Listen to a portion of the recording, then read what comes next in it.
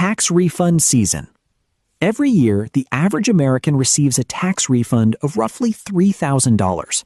And every year, that $3,000 follows almost exactly the same path. It arrives, it feels like a gift, it disappears in 30 days. And by the end of that month, most people cannot clearly account for where most of it went. If that pattern is familiar, I want you to understand something before we go any further. The problem is not your willpower. The problem is not that you lack discipline around money. The problem is that you have been treating the refund as a gift, and it is not a gift. My name is Harvey, and today I am going to show you exactly what wealthy people do with their tax refund, why they do it, and the specific system that lets your refund build wealth instead of disappearing into the same categories it always does. Subscribe and hit the like button if you want this year's refund to still be working for you in 5 years. First, the reframe that changes everything. A tax refund is not a gift from the government. It is your own money.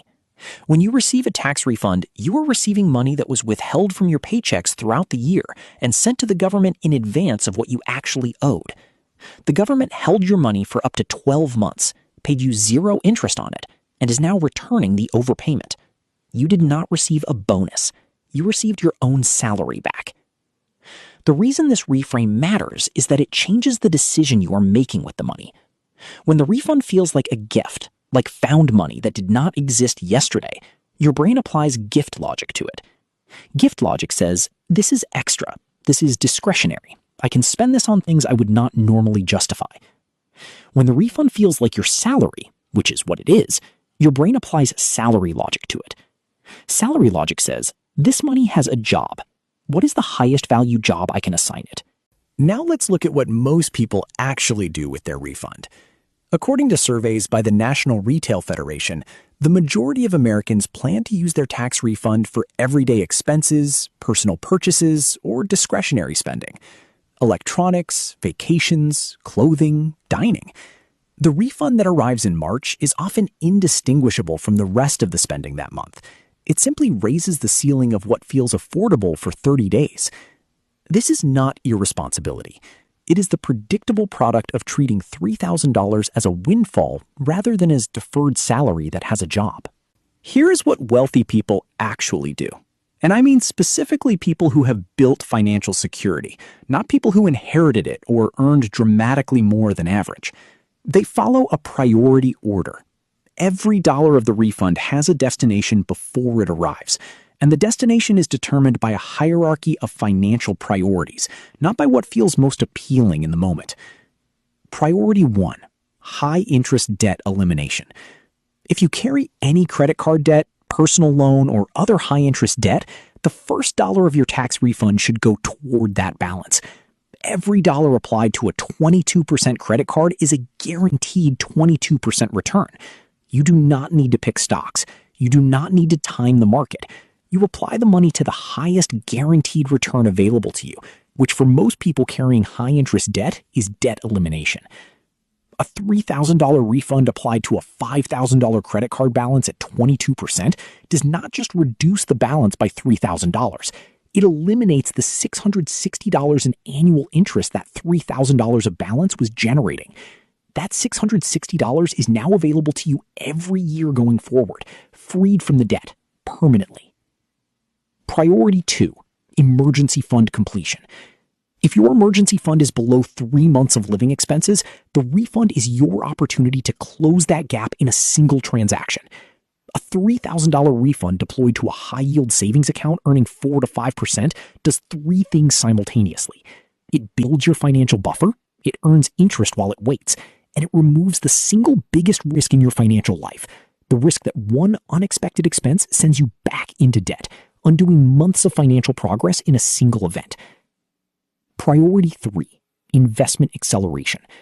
Once high-interest debt is handled and the emergency fund is funded, the tax refund becomes an annual investment injection.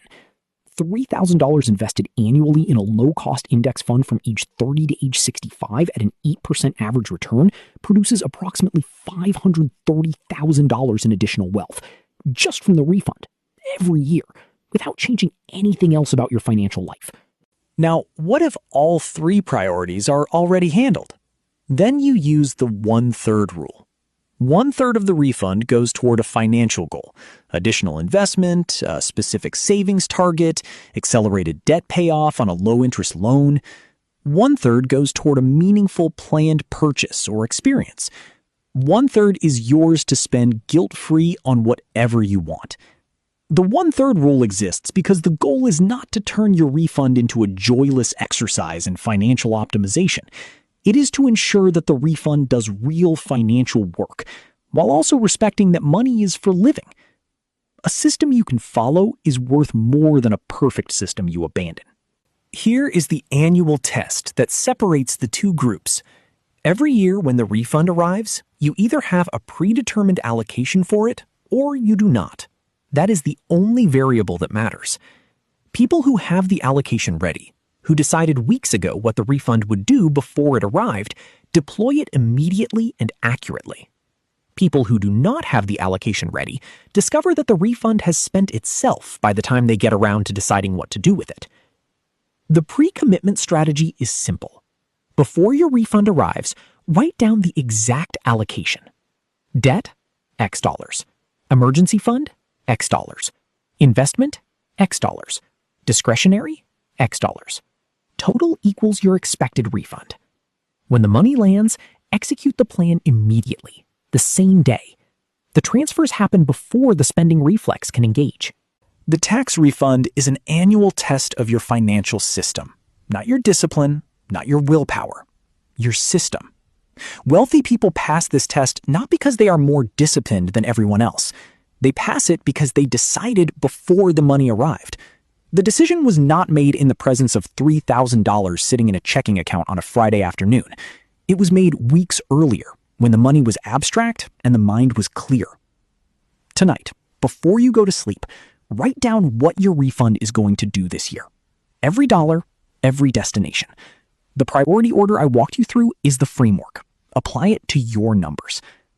When the refund arrives, the only decision left is to execute the plan you already made. That is the difference.